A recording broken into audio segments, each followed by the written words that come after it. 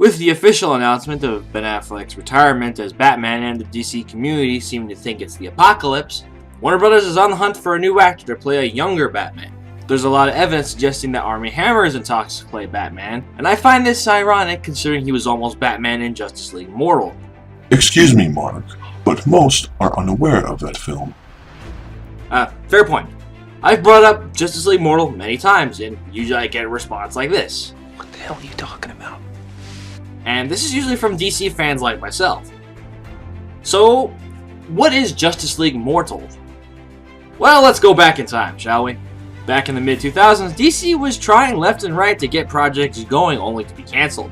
These varied from Darren Aronofsky's Batman Year One movie, J.J. Abrams' Superman Flyby, a Green Lantern movie starring Jack Black. What the fuck? Thank God that didn't happen, but one of the most interesting cases was Justice League Immortal. Batman Begins was a successful blockbuster, while Superman Returns disappointed fans. The plans for a crossover between Brandon Routh and Christian Bale wasn't even considered. It was time to try something interesting, to say the least.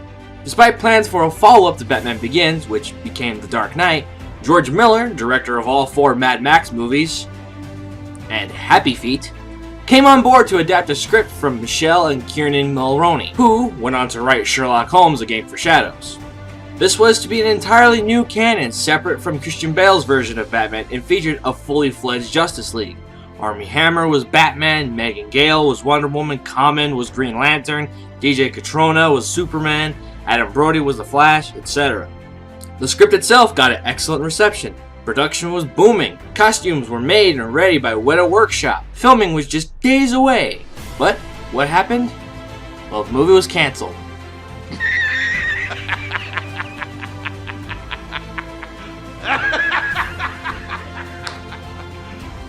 You serious? Yep, it was shelved for a later date. But after so much postponing, Warner Bros. Finally just canned the whole thing, especially after the success of Christopher Nolan's Dark Knight. Perhaps we should elaborate on the film's story. Right. So, some of you must be curious about the story, right? Well, this is where things definitely get really interesting. This movie is from the point of view of Barry Allen's The Flash. Surprisingly, despite Batman and Superman being huge at this point in time, the movie acts as almost like an opposite version of Watchmen, with the Justice League and metahumans being commonplace now. Wonder Woman is acting as the public face of the League as well as the metahuman community, speaking for them at press events and at the United Nations, rather than the traditional Superman as the leader figure. Crime in Gotham City is at an all-time low. Batman was now a feared symbol of justice as he's been operating longer than any other hero, similar to Affleck's portrayal. Everything seems perfect. So what goes wrong? Well, Martian Manhunter starts catching on fire, and so the leaders are trying to help him. But each one who tries is victim to nanotechnology exposing their weaknesses. As it turns out, with the help of Talia al Ghul, Maxwell Lord, played by Jay Baruchel, managed to hack Batman's systems and learn every weakness about the Justice League. Maxwell Lord has snapped, having gone insane from being tortured as a child with the OMAC project. Now he is using OMAC to destroy the League and create an army of robots, as well as use a mind-controlled Superman to cause chaos for the League.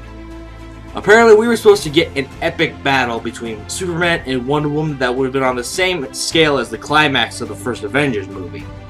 And from there, there's all these different battles between Leaguers and robots. Maxwell Lord plotting to destroy the world as payback for what happened to him. Now some of you are wondering, why does it take place from Flash's point of view? Well, see, the movie opened up with a funeral, but we didn't know whose funeral until now.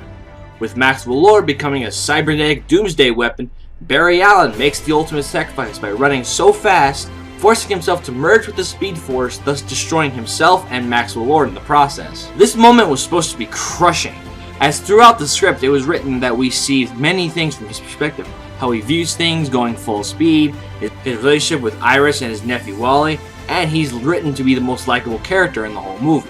Fans and unsuspecting audiences might have had their hearts broken at this scene, similar to a certain death affected people during Infinity War. You know who I'm talking about.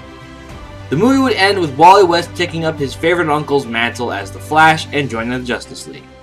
Now, having read all this information about the movie, this is how I felt about it being cancelled. No! No!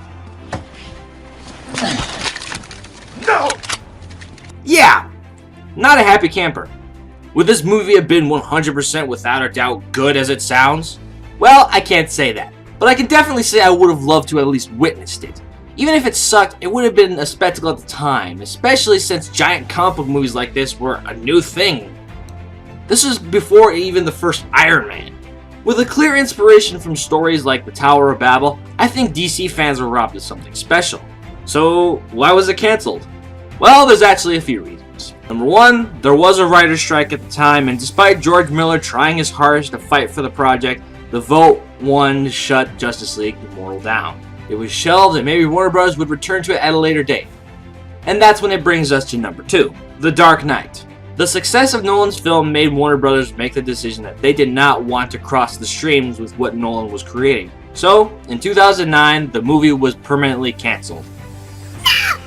And over the years, concept art of the film has surfaced with glimpses of Wonder Woman and Aquaman, but never anything official until a couple of years ago we got the only look at one of the Weta Workshop suits with Megan Gale's Wonder Woman. Man, that is a great suit. Admittedly, not as perfect as Gal Gadot's suit, but at the same time, I would have adored this back in the day, and I think fans would have too. But that's all we had. No Superman, no Green Lantern, no Flash, and most frustratingly, no Batman. Armie Hammer himself and a few other sources did describe the suit as mechanical with carbon fiber, pistons, and bolts visible, which I'm sure is making you all think of the armored Batman from Batman v Superman. But going off these descriptions, I imagine the suit looking more like the one depicted in DC Universe Online cinematic, which would have been amazing to see in live action. I'm just hoping for all the suits to make their way out of storage and put in a museum for people to see, in a similar fashion to the Nicolas Cage Superman suit. But like many DC projects, it was long forgotten and we'll probably never see that version of Justice League. But at least I got to witness my childhood icons team up together on the big screen in 2017. I know it was a mixed reception with people, but I personally loved it.